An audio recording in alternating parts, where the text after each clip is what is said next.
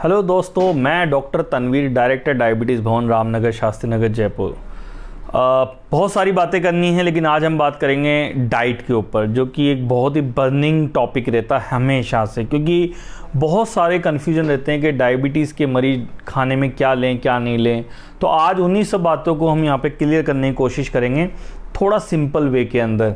देखिए, जब आप किसी भी डॉक्टर के पास जाते हैं, डायबिटीज़ का इलाज लेते हैं, तो अमूमन एक पर्चा पकड़ा दिया जाता है हमें कि साहब ये खा लेना। लेकिन क्या है, आप एक चीज़ समझिए, वो एक पर्चा फिक्स होता है, वो उसमें सब फिक्स होता है। भैया लंच में ये करना है, नाश्ते में ये करना है, डिनर में ये खाना है, सुबह ये खाना है, रात को ये खाना है। लेकिन क्या ये पॉसिबल है कि एक 21 साल का बच्चा भी वही खाए और एक 61 साल का बुजुर्ग भी वही खाए, एक प्रेग्नेंट महिला है वो भी वही खाए, एक नॉन प्रेग्नेंट महिला वो भी वही खाए, एक छोटा 10-12 साल का बच्चा वो भी वही खाए और एक 55-50 साल का आदमी वो भी वही खाए? तो ऐसा पॉसिबल नहीं है। हर बंदे का अपना एक रहन सहन और अपना एक खान पान होता है। हमारे यहाँ पे कल्चरल खान पान भी होता है। बहुत से लोग हैं जो मीट वगैरह खाते हैं, बहुत से लोग जो बिल्कुल मीट, इवन लहसुन प्याज तक नहीं खाते हैं। तो जो बंदे जो लहसुन प्याज तक नहीं खाते उनका डाइट प्लान अलग होता है, जो मीट अंडा खाते हैं उनका डाइट प्लान अलग होता है, जो सात्विक भोजन लेते हैं उनका डाइट प्लान अलग होता है। एक मजदूर वर्ग का बंदा है जो बहुत कड़ी मेहनत करता है, बहुत ज़्यादा फिजिकल एक्टिविटी करता है, उसका डाइट प्लान अलग होता है। एक जो होते हैं जो सेडेंटरी लाइफ जीते हैं, जैसे कि टेबल कुर्सी पे बैठ के ऑफिस वर्क वाले लोग होते हैं, उनका डाइट प्लान अलग होता है। तो सबको हम एक ही पर्चे से नहीं कर सकते कि भैया ये खा लो। तो हर बंदे का इंडिविजुअल डाइट प्लान होता है। इसके लिए सबसे बेस्ट क्या होता है कि हम लोग डाइटिशियंस वगैरह रहती हैं, उनका काम ही ये होता है, वो आपकी लाइफ स्टाइल चेक करते हैं, आपको देखते हैं कि भाई आपका लाइफ स्टाइल कैसा है, आपके घर का खान पान कैसा है, आपके रसोई में क्या क्या चीज़ें अवेलेबल रहती है, उसी के हिसाब से सारा डाइट प्लान बनता है। ये सबसे ऑथेंटिक एंड सबसे बढ़िया चीज़ होती है, क्योंकि ये साइंटिफिक वे से भी ये बेनिफिशियल होती है। और यकीन मानिए, इस तरह से अगर आप डाइट प्लान करते हैं तो आपको लॉन्ग टर्म में फ़ायदा होता है। अगर मैं मोटी मोटी बातें करूं, जैसे कंफ्यूजन बहुत होते हैं, बहुत से क्वेश्चन होते हैं, मैं आपको कुछ टिप्स देना चाहूँगा। जैसे कोई डायबिटीज़ मरीज आता है, हमसे बहुत पूछा साहब हम ये फ्रूट खा लें। भैया सारे फ्रूट खा लो। क्यों खा लो? कोई मीठे फल नहीं होते। अगर आप बात करेंगे आम, अंगूर, केला, चीकू, लीची, 5 फल मीठे फलों में आता है, लेकिन आप ये भी 100-150 ग्राम तक आराम से खा सकते हो। और यकीन मानिए, इससे ज़्यादा आप खा भी नहीं पाते हैं। नॉर्मली हम लोगों की फ्रूट हैबिट है ही नहीं, हम लोग फ्रूट ज़्यादा प्रीफर भी नहीं करते। हमारे महीनों में कुछ दिनों तो फ्रूट आता है, उसको भी हम परहेज कर लेंगे तो हमारे मिनरल्स, विटामिन आएंगे कहाँ से? इसीलिए फिर हमें विटामिन की, कैल्शियम की गोलियां खानी पड़ती है। क्योंकि हम क्या करते हैं, कहीं भी डॉक्टर के पास जाते हैं कि साहब सारे फ्रूट बंद कर दो, मीठे होते हैं। लो भाई, अब बंदा कमज़ोर हो गया। रोटियां मतलब आपका खाना बिल्कुल लिमिटेड कर दिया जाता है। नहीं, आपको ईमानदारी से जो परहेज करने हैं वो 2-3 चीज़ें ध्यान रखें। आप एक चीनी वाली मिठास का परहेज कीजिए ईमानदारी से।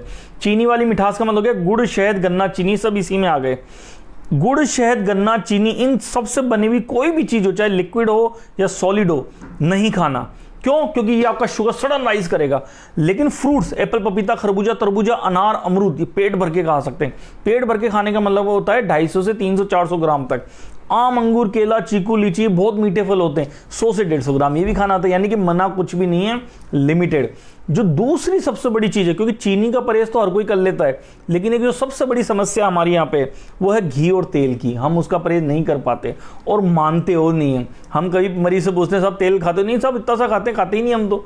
अरे तो भाई फिर प्रॉब्लम कहाँ से रही? हवा खा के थोड़ी मोटे हो रहे हैं, हवा खा के थोड़ी अपने हार्ट अटैक आ रहे हैं।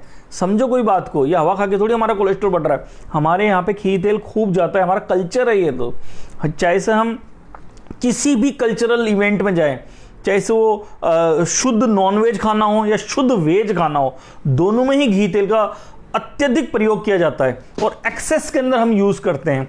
वो खाना हमारा होता है। इवन हम जब खाना घर पे भी बनाते हैं, आप एक छोटा सा उदाहरण लीजिए। अगर मैं कहूँ घर पे कि भिंडी बनानी है तो उसमें भी खूब सारा तेल, भिंडी तो नीचे रहती, तेल ऊपर आ जाता है। इतना एक्सेसिव तेल खाते हैं अपन, और इस तेल की वजह से ही हमारा क्या होता है, आधी से ज़्यादा बीमारियां खड़ी हो जाती हैं। अगर आप इसको कंट्रोल करें, घी और तेल यानी चिकनाहट वाली चीज़ें, ये अगर परहेज करें तो आप यकीन मानिए बहुत सी बीमारियों से बचा जा सकता है। अब सवाल उठता है भाई कितना परहेज करें, कितना कम खाएं? बंद तो कर नहीं सकते भाई, बिल्कुल तो सही बात है। एक बंदे का 500 से 750 ml या कह दो आधा से पौन लीटर तेल तक आपका अलाउ है। इसमें तेल घी सब आ गया। ये 1 महीने का एक बंदे पे अलाउ है। अगर इतना तेल घी खा रहे हैं तो यकीन मानिए आपको कोई ज़्यादा नुकसान नहीं होंगे। लेकिन अगर आप इससे एक्सेसिव खाते हैं, इससे ज़्यादा लेते हैं, जो कि अमूमन हम 2-3, जैसे हम ज़्यादातर जो मरीजों का हमने जो एवरेज निकाला, हमने बहुत सारे मरीजों से बात करते हैं, उनका डाइट रिकॉल करते हैं, देखते हैं पिछले 1 महीने में उन्होंने कितना तेल कंज्यूम किया। यकीन मानिए ज़्यादातर लोग 3-3.5 लीटर तक चल जाते हैं। 2-2.5 तो अमूमन आम है, 2.5-3 तो आम है, मतलब ज़्यादातर लोग 4-5 तक चल जाते हैं महीने का। तो ये एक्सेसिव जो ऑयल है ये हमारे कोलेस्ट्रॉल बढ़ाना, हमारी आर्टरीज को ब्लॉक करना, हार्ट अटैक के कारण, स्ट्रोक का कारण बनता है। आप इन सब चीज़ों से बच के ये कर सकते हैं। तो ये मोटा मोटा एक आपको एक आइडिया दिया है कि भैया फ्रूट्स वगैरह बनने। हाँ, एक बहुत कॉमन कि साहब मीट अंडा खा लूँ, अरे भाई खा लो यार, अगर आप खाते हो तो, नहीं खाते हो तो जबरदस्ती शुरू नहीं करो। लेकिन सवाल उठता है कि मीट अंडा बने कैसे। होता क्या है कि जो मीट का कॉन्सेप्ट है वो ऐसे है कि हम अमूमन बोलते हैं नहीं मीट बंद कर दो। एक्चुअली वो मीट बंद नहीं कराना चाहते, वो आपका तेल बंद कराना चाह रहे हैं, क्योंकि हमें एक्सेसिव तेल, अगर आप बॉइल्ड फॉर्म में खाते हैं या रोस्टेड फॉर्म में खाते हैं तो कोई नुकसान नहीं करेगा, इवन आपको प्रोटीन का अच्छा सोर्स है। लेकिन अगर आप नहीं खाते हैं तो आपको खाने की प्रोटीन के लिए जरूरत नहीं है, क्योंकि प्रोटीन के और भी बहुत सारे सोर्स है वेजिटेरियन में। जैसे आपका सबसे बढ़िया जो सोर्स है वो छेना क्या होता है, मान लो आपने 1 लीटर दूध लिया, 1 बूंद आपने नींबू डाला, दूध फट गया, जो एक गाढ़ा पार्ट आ गया, एक बिल्कुल लिक्विड पार्ट आ गया। गाढ़ा पार्ट उसको छेना बोलते हैं। उस छेने को आप कैसे यूज़ करना है, आप उसकी सब्जी बना सकते हैं, कोई आप उसका हलवा बना सकते हैं, किसी भी तरह से। कुछ लोगों को कच्चा ही पसंद है तो वैसे भी खा सकते हैं। लेकिन जो उसका पानी है वो हम फेंक देते हैं, वो रिच कैल्शियम होता है, उसको फेंकना नहीं है। उसको या तो पी लें, नहीं अच्छा लगता है तो आटा गूंद लें, नहीं अच्छा लगा तो आप अपना सब्जी के अंदर स्टॉक के रूप में भी यूज़ कर सकते हैं। तो आप ये सब चीज़ें छोटी छोटी सी चेंजेस करके आप अपने लाइफ को थोड़ा ईजी बना सकते हैं, डाइट को थोड़ा ईजी कर सकते हैं। बहुत सारे परहेज करने की जरूरत नहीं है। एक्चुअली होता क्या है, जब आप एक्सेसिव परहेज करते हो, बहुत ज़्यादा परहेज करते हो, तो आप धीरे धीरे कमज़ोर होने लगते हो। फिर आपको क्या होता है, विटामिन की गोलियां खानी पड़ती है, प्रोटीन पाउडर ऊपर से पीने पड़ते हैं। तो सप्लीमेंट्स आप बच सकते हो अगर आप पूरी डाइट लें। मत डरिए किसी भी चीज़ से, नहीं बढ़ता है शुगर अगर आप ईमानदारी से लिमिटेड मात्रा में सब कुछ खाते हैं तो। आप अपना खाना, स्मॉल एंड फ्रिक्वेंट डाइट एक कॉन्सेप्ट है, थोड़ा थोड़ा बार बार। सुबह ब्रेकफास्ट कीजिए, दोपहर को लंच कीजिए, रात को डिनर कीजिए। हो सके तो डिनर रात को 8 बजे से पहले कर लीजिए, ताकि आपको आराम से, क्योंकि अब अपना जो कल्चर है वो अब 8-9 बजे सोने का तो बचा नहीं, अब हम 11-12 बजे सोते हैं। तो इस हिसाब से अगर 8 बजे से पहले खाना खा लें तो हमें 3 से 4 घंटे उस खाने को पचाने को मिल जाते हैं। इसमें क्या होता है, जो इंसुलिन सर्ज है वो नहीं आएगा, सडन जो राइज हो रहा है शुगर वो नहीं होगा। तो इससे आप और कोमोबिडिटीज़ है और कॉम्प्लिकेशन से आप बच सकते हो। छोटे छोटे से परहेज बहुत काम करते हैं। बहुत सारे क्वेश्चंस आते रहते हैं, एप्पल खा लें, हाँ सब खा लो, पपीता खा लें, सब खा लो, ये तो मीठे होते हैं। नहीं भाई, ये इतने मीठे नहीं होते कि जो शुगर बढ़ा दे। क्यों नहीं बढ़ाते, क्योंकि ये फ्रुक्टोज होते हैं, इनको ग्लूकोज में कन्वर्ट होने के लिए टाइम लगता है। तब तक आपका काम हो चुका होता है, तब तक आप ये यूज़ आ सकता है, इसकी एनर्जी यूज़ आ सकती है।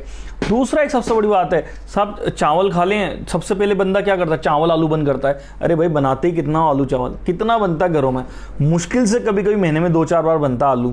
वो भी कितना बनता, आधा किलो पावर बनता, उसमें पूरा परिवार खाता। आपके पाती कितना आया? अरे 1 कटोरी खाने में कुछ नहीं होगा भाई, एक दिन खाने से कुछ नहीं होगा। दूसरी बात, चावल खा लें, सब खा लो। अरे तो भाई, जो बेचारे जो साउथ इंडियन हैं, जो हमारे बिहार से, बंगाल से, साउथ से हैं, जो जापान से, चाइना से, कोरिया से, मिड एशिया से जो लोग, वो तो खाते ही चावल है।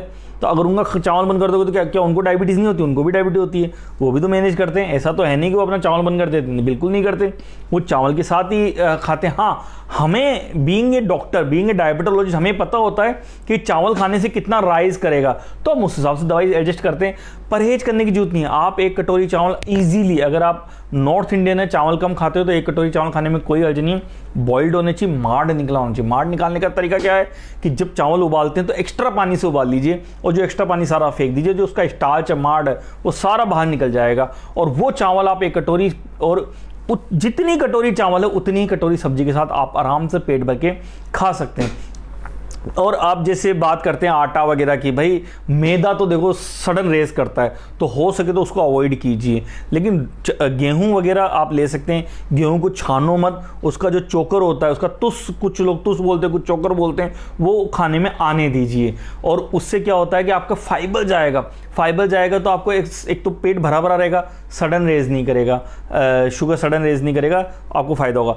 इवन कुछ लोग ये भी कहते हैं मिस्सी रोटी बनाए बहुत अच्छा रहता भैया, 1 किलो जो 1 किलो अगर चना ले रहे हो तो 4 किलो जौ, 4 किलो अपना ये लो गेहूं ले सकते हैं। 4-1-1 का रेशो आप 4-4-1 का रेशो आप लगा सकते हो। 4 किलो तो आपका गेहूं, 4 किलो जौ हो गया और 1 किलो आपका चना हो गया, इसको मिला लें, वो भी आप मिस्सी रोटी के रूप में आप खा सकते हैं। आपके खाने में टेस्ट भी चेंज हो जाएगा। और तेल के साथ एक बड़ी प्रॉब्लम है, हम लोग बोलते हैं साहब कौन सा तेल खाएं, हम तो रिफाइंड खाते हैं। अरे भैया कोई सा भी खाओ, ऑलिव ऑयल खाओ, एक्स्ट्रा वर्जिन ऑलिव ऑयल खाओ, सरसों खाओ, मूंगफली खाओ, जो खाना खाओ, सोयाबीन खाओ, कोई फ़र्क नहीं पड़ता। लेकिन क्या होता है, हर तेल के अपने गुण और अपने अवगुण होते हैं।